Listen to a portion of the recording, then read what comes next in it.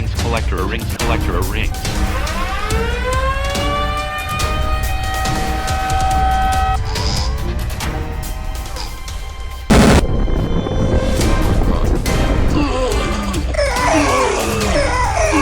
Tornado Siren. Loader. Holy crap. I'm Thunderbolts, the best tornado siren. What about super single lyrics to say Have a big crush on BSP.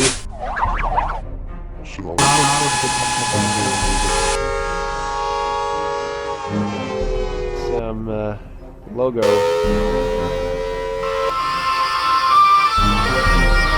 That's better than a Thunderbolt siren. Got a 3D printer here.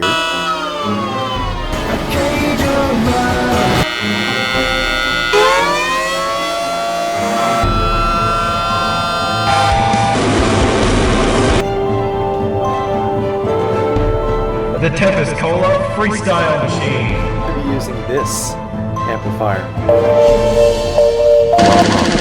Oh my god, I'm Vibrate Tower 1000B. Brand new merch store has opened up.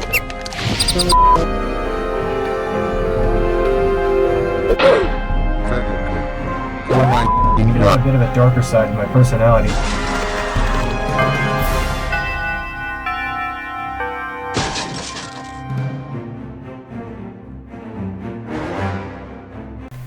Alright, time for another Q&A. Thanks for getting me past the 25,000 subscriber mark. But first, because the Siren test is going to be soon, the video queue has changed again. It's going to be this Q&A, then the Siren test video, then the next Tornado Siren Madness episode, which is London Trip Part 5, then maybe the Random Siren Short 17. So that's the video queue right now. Okay, for the first question, Brian Schlipp Jr. commented, "Hey BSP, for 25k, who is the YouTuber that requested to make a green Musin bolt for the Flaming Love episode?" That was the scripter of the episode, DJ Launchpad Music Games and Extras. He scripted the episode, fighting the love flame with another love flame. And he's the one who decided to put that green Thunderbolt beside Musin hybrid in the episode. So that was actually part of the script. Megat the FX commented, "For 25k, how do you make these sirens?"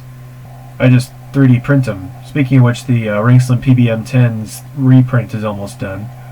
So that'll be another video for the future. But it's probably going to be after the Random Siren Short 17 at some point, because I'm tired of rearranging my video queue all over again." Games and Mini Sirens in Missouri commented, "My siren 110 volts AC." I'm assuming you're in the United States of America. The United States of America uses 120 volts AC. A lot of people seem to mistake this and think we use 110 volts AC, but here's a picture of my electrometer plugged into an outlet. And there's proof that we use 120 volts AC, 60 Hz around here in the US, not 110 volts like some people think. The only way he says my siren 110 volts AC, even though he's technically should mean 120 volts AC, and it works just fine, so I'm confused why he used the auto transformer to set it to only 100 volts AC. That's because the melodix is a Japanese device. It runs at 100 volts AC because Japan uses 100 volts AC as their main power grid, domestic power, instead of 120 volts. So if I would have plugged the melodix into 120 volts with its original transformer, it probably would have cooked itself and broken. And I'm not going to break something like that or risk breaking something like that because it was really expensive. So I mean, now it can run on 120 volts AC at 60 Hz without any problems because I did that transformer transplant thing. You can see me doing that in the video I made dedicated on the melodix itself. But yeah, the reason I originally, when I first got the melodix, plugged it into the Variac and set it to 100 volts AC is because the melodix is designed only for 100 volts AC, not 120. Of course, that is until, again, I replaced the transformer inside, so now it can run on 120 volts AC at 60 Hz without any problems, or any sort of special voltage converters or whatever, like that Variac I used when I first powered it up in my 24,000 subscriber Q&A. Laura Short commented, 25k, can you make a siren with a sideways chopper? Believe it or not, I've done that before. I'm going to go ahead and flip to a video on my Mini P10 right now. Alright, so as you can see, the Mini P10 has a sideways chopper. I can stick my finger in there. Don't ever do this when a siren's running, by the way. The siren's off and disconnected, so I won't get my fingers chopped off. It's called a chopper for a reason. Anyway, I can spin it with my fingers And without hitting the camera, there you go. So I can spin the chopper with my fingers, and you can see it's mounted sideways. You can see little holes in the stator there. And over here we have my mini SD10, where the chopper is mounted flat. It's mounted forwards and right side up. So we go into the bottom, and we can, let me take this off. We can see the chopper in there. It's got the same port ratio. In fact, it's the same chopper that's in my mini P10. Let me get it back on there. There we go. So I technically already have a Siren that has a sideways chopper. And yeah, my mini P10 it has a sideways chopper. Neil Prasad 1905 commented, "Also, how'd you make the Toa Melodix ML304B version of Daisy Bell?" Now I can finally switch over to my screen recording and show you how I did that. It was done with a program called Retro Music Editor. And here's a guy that made a synth of the Yuyake Koyake chime on the MCT08 Melodix card in the Toa ML304B. His username is something RME something. I don't know, I don't speak Japanese. But anyway, he made a pretty good synth of the chime, but let's see here. This is what it sounds like. If it plays, hang on. There we go.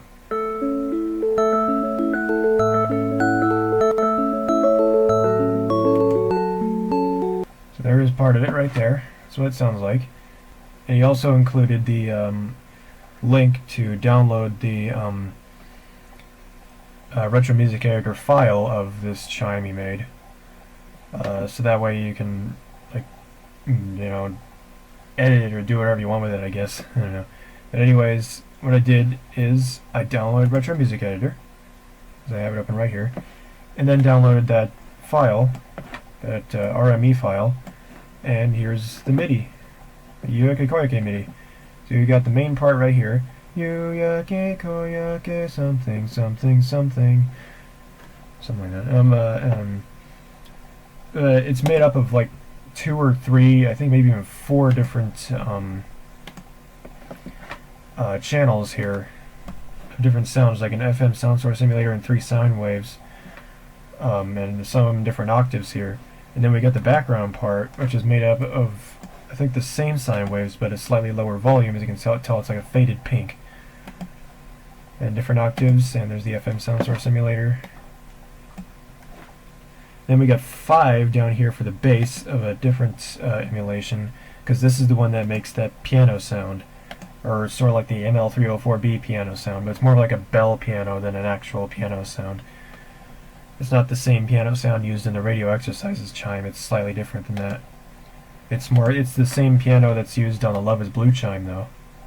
Anyways, I'm gonna go ahead and play this back. Show you it's the same file.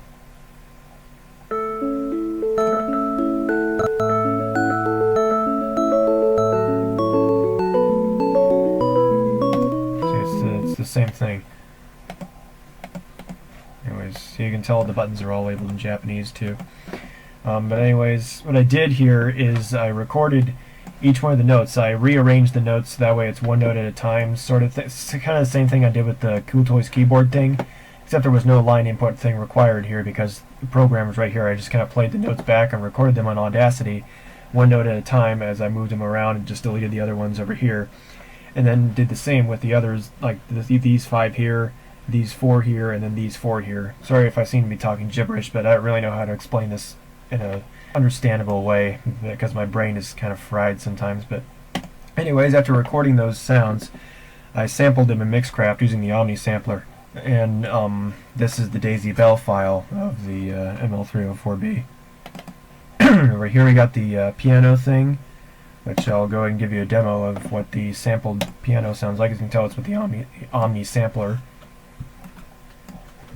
right there. So now I'll just go ahead and give you a little demo by playing a little jingle on the keyboard using the musical typing thing on Mixcraft.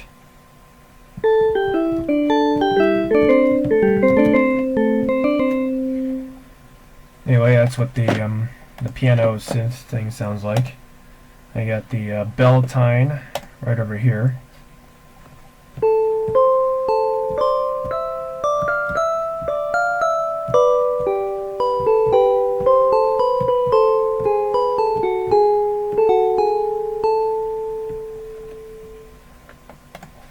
Anyway, that's what that sounds like, and here's what the two tracks sound like on Daisy Bell playing on their own. Here's the background part of with the bell piano.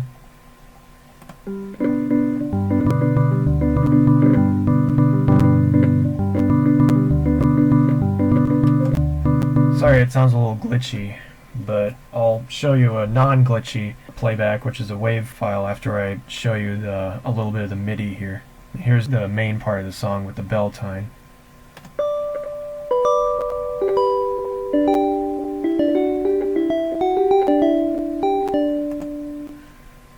And now I'll go ahead and play those two together and show you what it sounds like.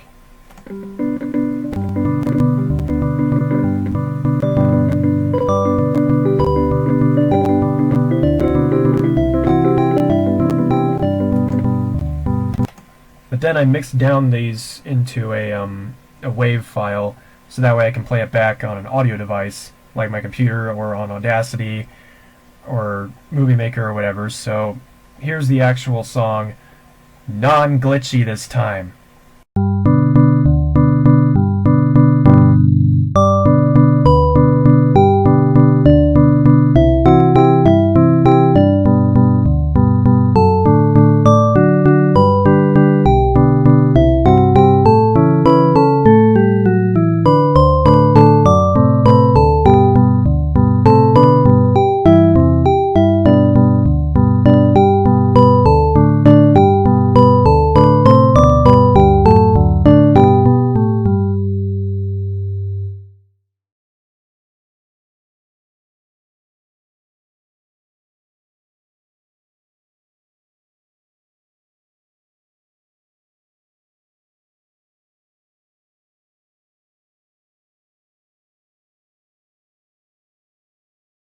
And that's how I did that.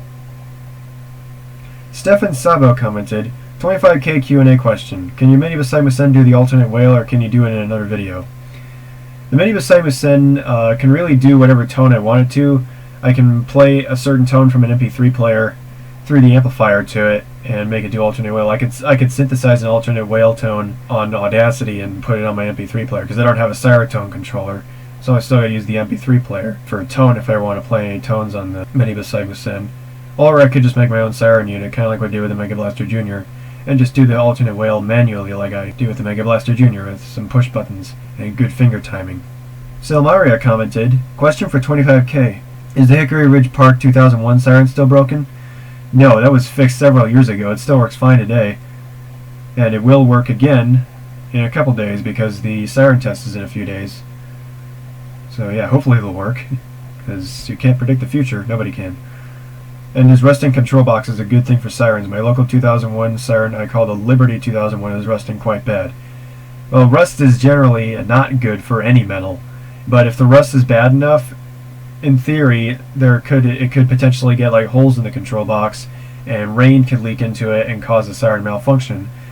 So if the control box, which I looked up the Google Maps thing, and saw the rust in the control box, it looked like it was mostly just on the front of the box unit, because if the stuff inside is still in good condition and there aren't any holes in the control box yet, like the rust isn't bad enough to have actually corroded the control box beyond repair, then it should be fine. But if it gets any worse, you should probably have someone come out there and replace the control box thing, while the controls inside, if they're still working, they don't need to be replaced. They just need to be put in a new box that's not rusty. Paul McTiernan commented, can you make a 2T22? I could try, but I don't think it'd be anywhere near as good as this guy. Oh yeah, I also forgot. I can't find another dual axle motor because I just can't. Can't find another dual axle motor, so I can't make a mini 2T22. Big Train Guy commented, for 25k I have these following questions. 1. Why is ATI's voice so high-pitched in the Siren argument? That is because originally ATI used the Microsoft SAM that was on my eMachine's Windows XP computer, which sounds a little bit different than the Speakonia Microsoft SAM, and I think I may have used a higher voice pitch setting for that one in Audacity. Nowadays I have it a little bit lower, but I don't remember what it originally was though. 2. Why is T128 now called T128 all of a sudden? Most of the time when the Siren enthusiast or whatever says T128, they usually say T128, not T128. Although I may have heard T128 maybe once or twice, but I think most of the time it's called a T128. So, yeah. 3. Have you drawn a new London Underground model? Because I'd like to see it.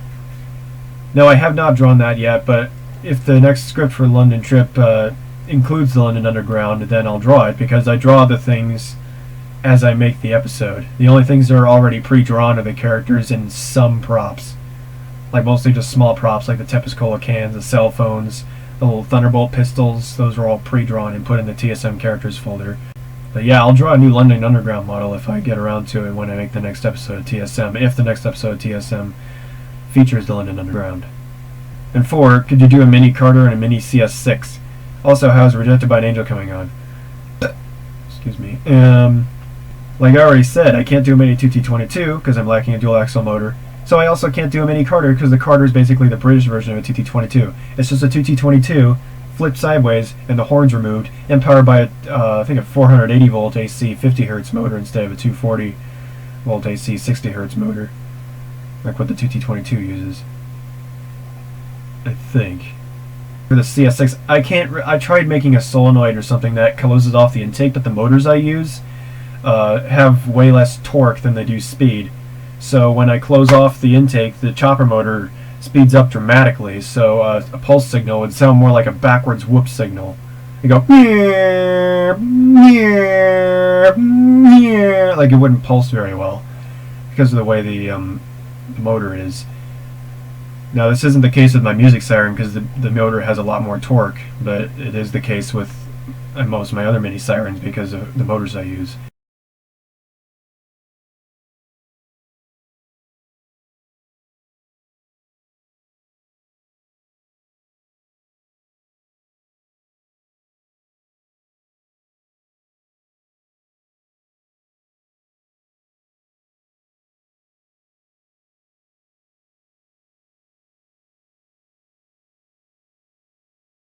Dink and Dane commented, "Hey BSP, for 25k, are you going to test the Blitz or your wood siren?" You mean the Screecher?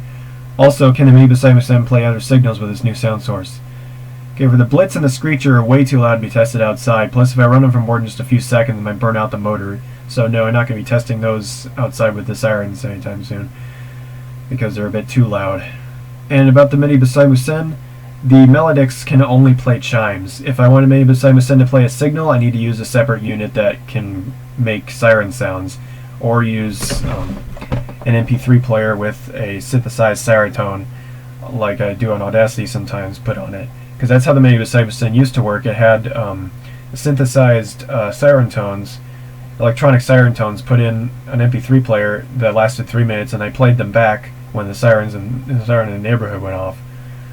That was back when I used the old MP3 player. Where is it? You know, the one that's broken now. When it used to work, that one used to play the tones. But now I can play tones with this. And I still haven't succeeded in making an actual siren unit for it yet. But if I do, it will most likely be stacked on top of the PBM-10 and serve as the Mini beside Musen's siren unit. Because right now the Mini beside Musen is just kind of a chime unit that plays the music over its speakers before the actual sirens go off. I call that the pre-test chime, because it's the chime that goes off a minute before the test. Blocky.yt commented, "You should really upgrade your OS, BSP. I don't really see the necessariness for that because this still works fine. In fact, I'm going to show you how much of a stick with what works kind of guy I really am." If we go in my room and turn the lights on, it's like you're walking straight back into the 1990s. This shows how much of a stick with what works person I really am. All this stuff you see here still works perfectly fine, so there's no need to replace it. I have my Roku there connected to this old 1984 TV through this VCR, through like a HDMI to AV converter going through the VCR, and the VCR connects to the TV through the coaxial to the channel 4.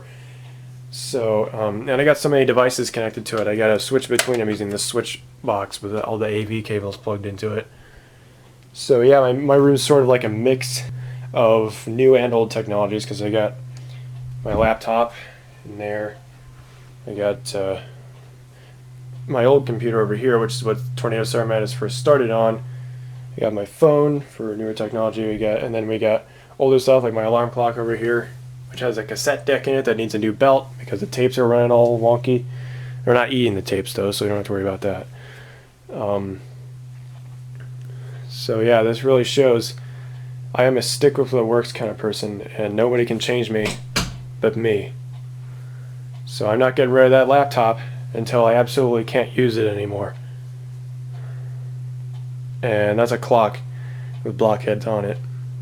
So yeah, I'm going to work with this thing until it's on its knees begging for mercy, for God's sake. Albert J commented, "Whoa, you synced your Siren wind down with a real full-size Siren. That actually wasn't really that hard. All I did was plug it in when the siren in the neighborhood went off and unplug it when the siren in the neighborhood turned off. So it really wasn't that hard to synchronize it." Moon Princess 500 commented, "How about marking paramedic and nursing sirens with a red, green, or white plus?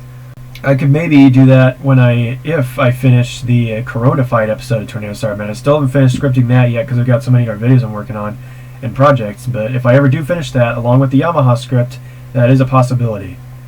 If I remember that, because I'm pretty forgetful sometimes." Megat the FX commented, "For 25K, how old are you and what's your name?"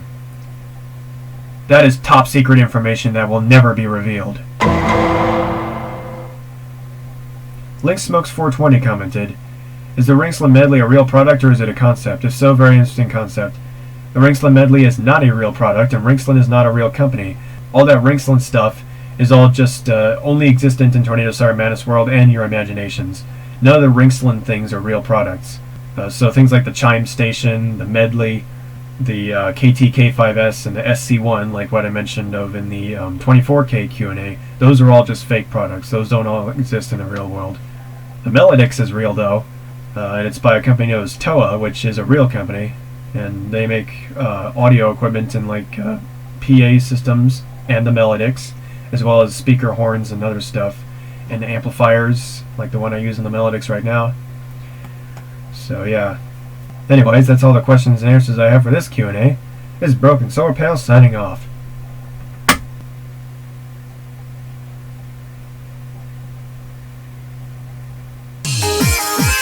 I'm Thunderbolt, the best tornado siren. Look over there, Waylon broke his wires. It's no lie, I am freaking awesome. Nothing better than a Thunderbolt siren. Oh, oh, oh, oh, yeah.